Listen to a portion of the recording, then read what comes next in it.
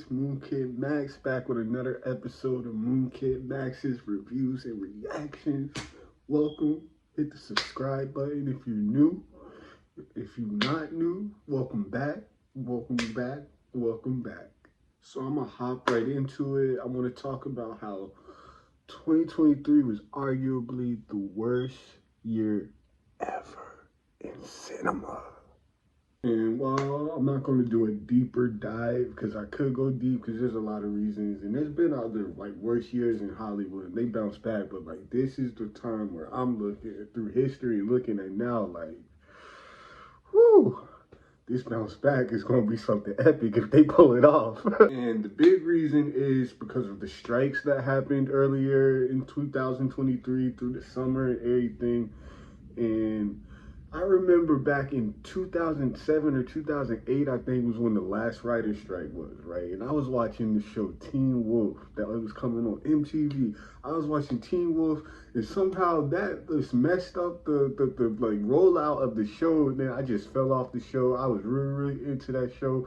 And then I just felt, because it was weird, a whole bunch of weird stuff was going on. I was a kid, I didn't know what was going on. So I just stopped watching it. And now I just reminded myself that I need to go watch Teen Wolf. I gotta rewatch that joke, because that was my show. Anyways, my bad, I got off topic though. But the strikes are one of the reasons that 2023 is the worst year of cinema ever. Also, the decline of the superhero genre is so evident now. Before it was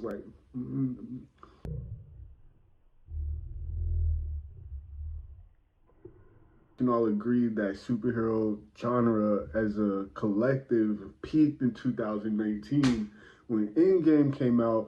Thank God Endgame came out before the pandemic, so we experienced that as a collective, and it was one of the most. See, I can't even find the words to explain what epicness and just the emotions and everything that you felt watching Endgame with a crowd. So props to God for making the pandemic wait until 2020, you know what I'm saying? So you look at movies like Shazam, Ant-Man, and The Flash that bombed, and I didn't even see freaking Shazam. I was like, I'm good on that. But Ant-Man was mid.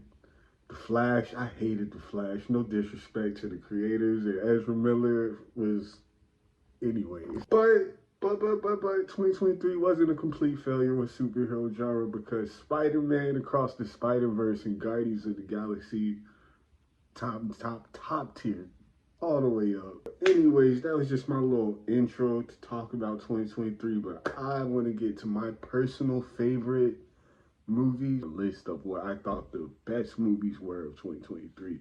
And I want y'all to understand that this is a personal preference. A lot of these movies, I noticed as I'm looking through my list, was there just because it was a black movie. So my list is probably going to be different from a lot of other people's lists, because I was just dang, all the black movies is in my list. Well, what can I say? I'm black, y'all. I'm black, y'all. I'm black. Be black, y'all. And I'm black, y'all. And I'm black, y'all. Look at black, blacker than black. So yeah, let's get into it. The top personal favorite list of 2023 movies. For me, I didn't see a lot also. Let me throw that in there. There's a lot of movies that I didn't see, so if I didn't see it, obviously it's not on this list. So you might be like, what about this movie? What about that movie? But I'm just doing mainstream movies that came out in theaters, and I'm not really, well, some of them are streaming exclusive actually, but I'm mostly keeping it to well-known movies, not artsy or art house movies that I've seen, you know what I'm saying? So my number 10 movie of 2023 is The Creator. It was a artificial intelligence story with John David Washington.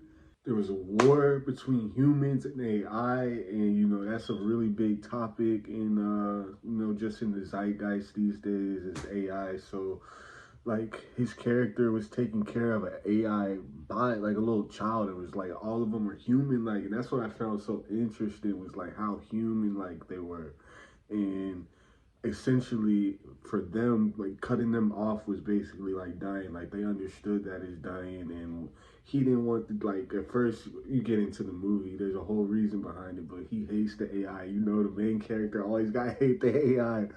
So, yeah, he ends up loving this little, like, robot child, and it's interesting just how they set everything up. So, if you're into like sci-fi, I think you should definitely give the creator a spin, man. It should be on streaming. All these should be on streaming now.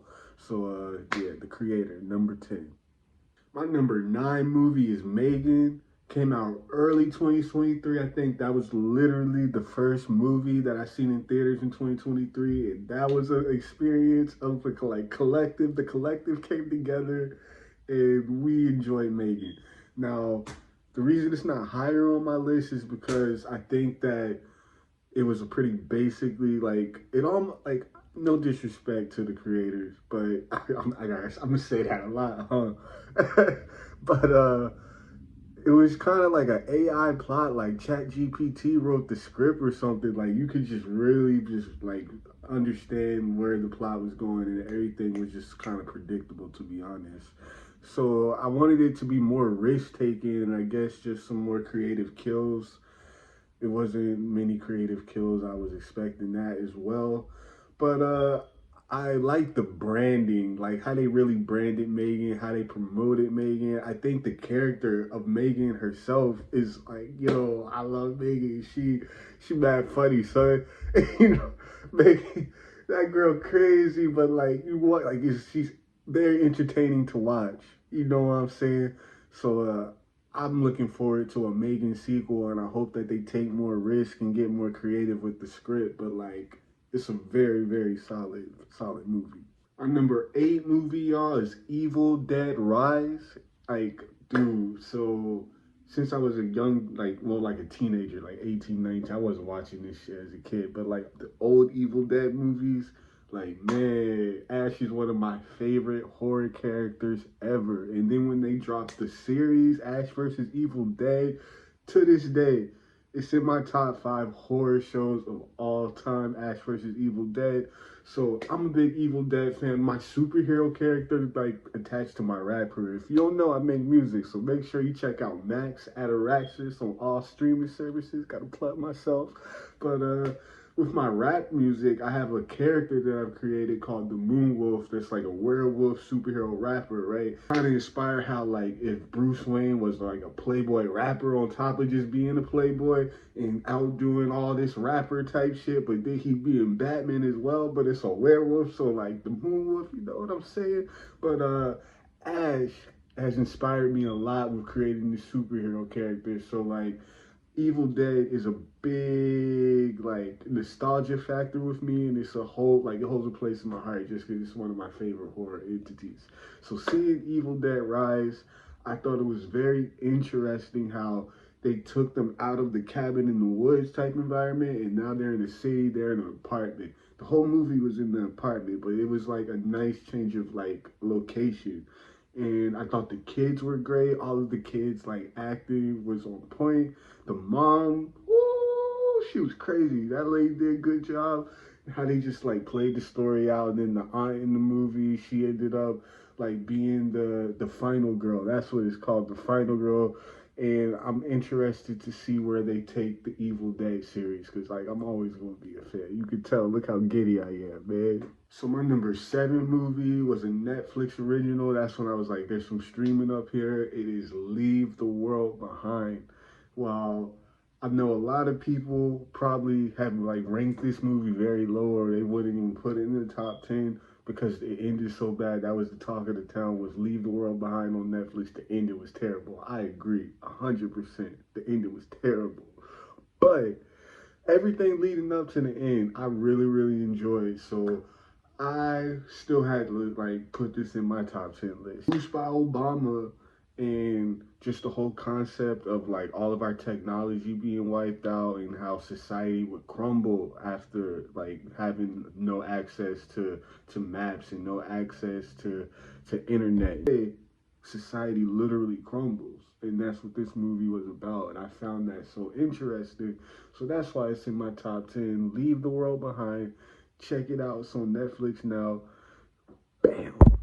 And into my number 6 movie, it is A Barbie world. Yeah, man. I ain't even gonna hold you. Barbie is number 6, man. I really enjoyed Barbie. I did not think that I was gonna enjoy it. Not just on some like sexist, it's a girly movie or whatever. I didn't think that they was gonna put so much thought and effort into a movie about a toy, a Hasbro like property or whatever. Like I thought it was gonna be some run in the mill, silly like Scooby Doo type shit.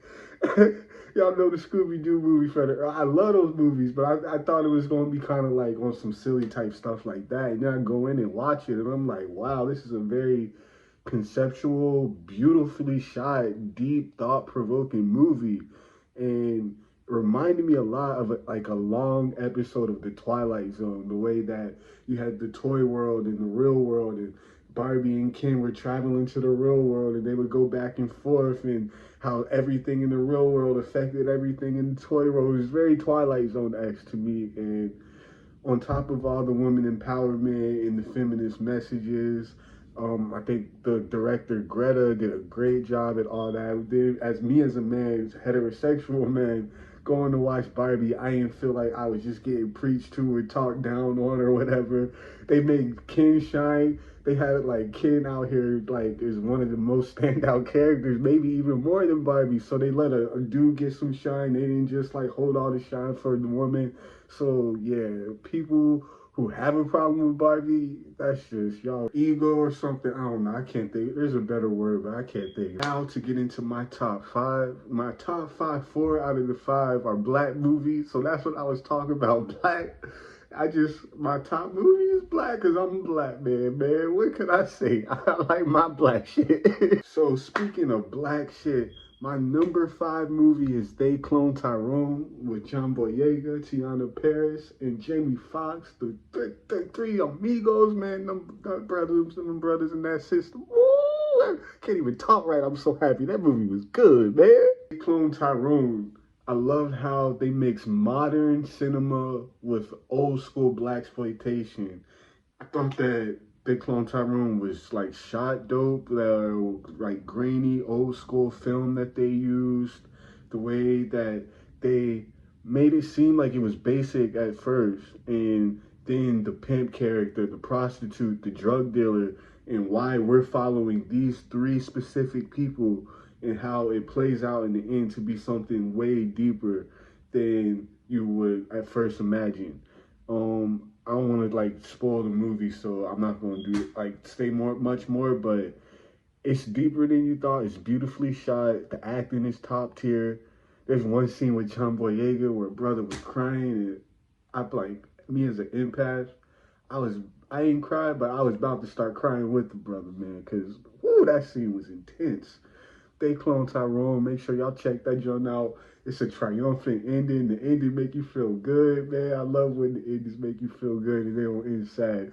I know it's cinema and it's artsy fartsy when you end it sad sometimes and it's like an intense ending, but I want my people, when I start making movies, I want them to always leave the theater feeling like good emotions inside. And you may go on an emotional roller coaster with the movies that I make in the future where there's definitely going to be intense moments, but at the end, you always got to be like, we're going to be all right. Next movie, the number 4 movie is The Blackening. I know this joint probably went under the radar, but it released in theaters on Juneteenth. I had me a good old time with The Blackening. It was like, not quite a parody, like scary movie or something, but it wasn't like a serious horror movie either. It was a comedy, and like, dude, all of the black people jokes and were specifically tailored to black people. So like watching this movie in the theaters was an experience because we would catch all the little inside jokes and stuff.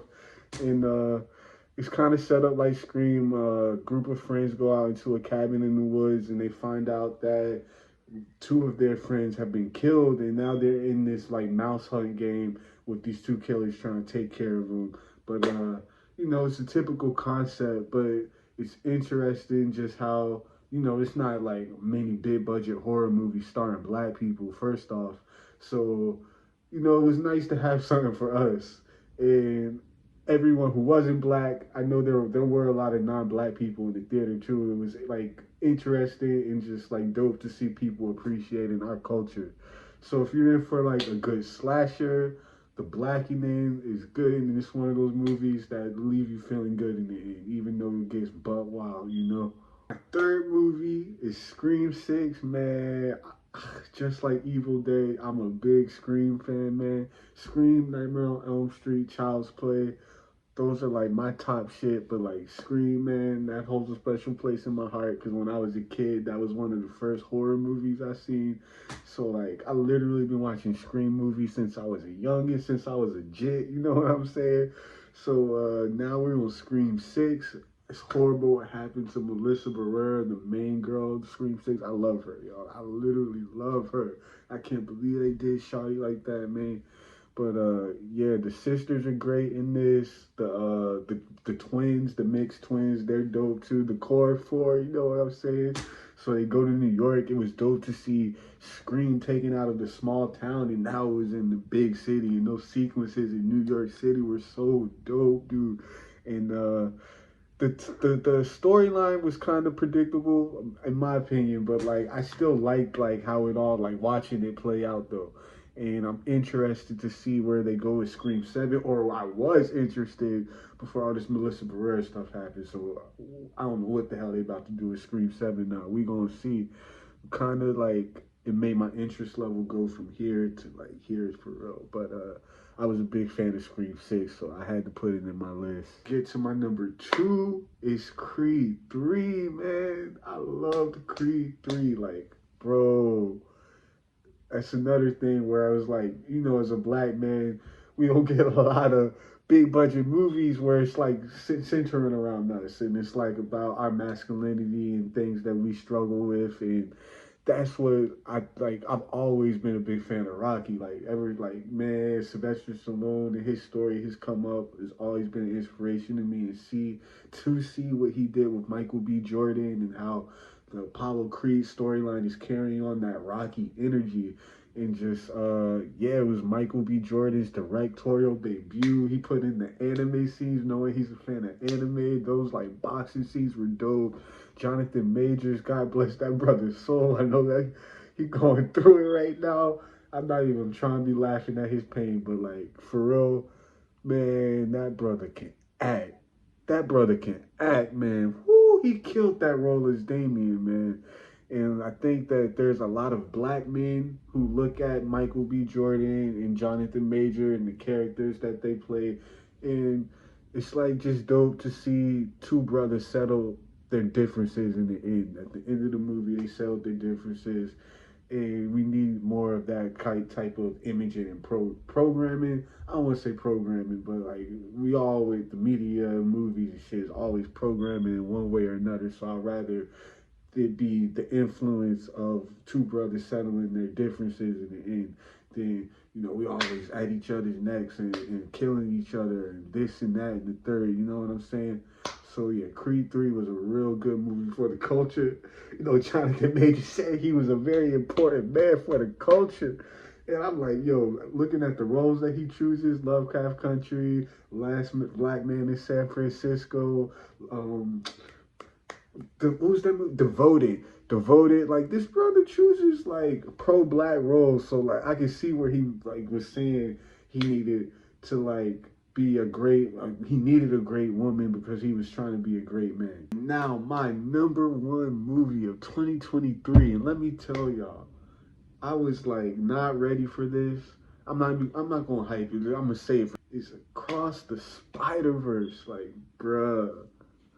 Honestly, if some alien race came to Earth and they was like, you have to show us one movie that it represents your entire cinema. They have cinema in their alien sphere too.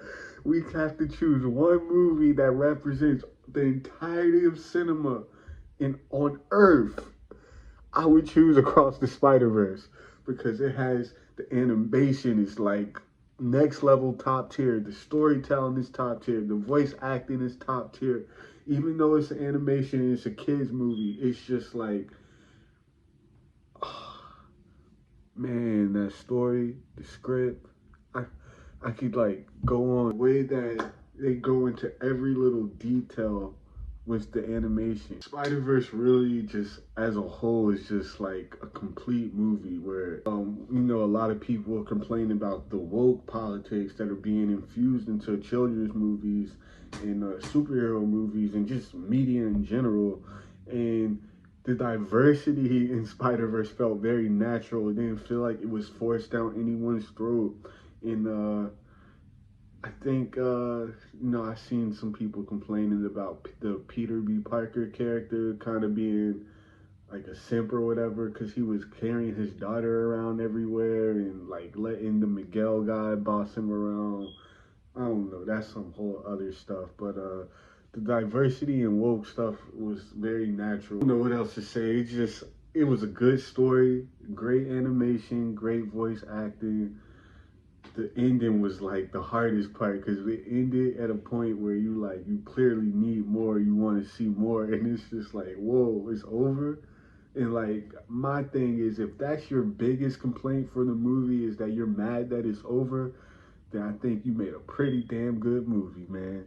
I want to give some honorable mentions to Super Mario and Guardians of the Galaxy 3. I didn't put it in my list, but I really, really enjoyed Guardians of the Galaxy 3. And also Godzilla minus one. Whew, that was an unexpected surprise. But Godzilla minus one was a good story and a great special effects for it only being $15 million. Like that was amazing. But anyways, thank you for watching. That was my top 10 list of 2023 movies. If you enjoyed that, please like and subscribe. I just dropped an Insano review for Kid Cudi if you're into music like that. So I'll be doing a lot more music and movie reviews and little just like nugget videos like this of different ideas that I have. So you'll see as the channel progresses. I appreciate your support. Take care, smile, love yourself, and all that good stuff. Moon Kid out.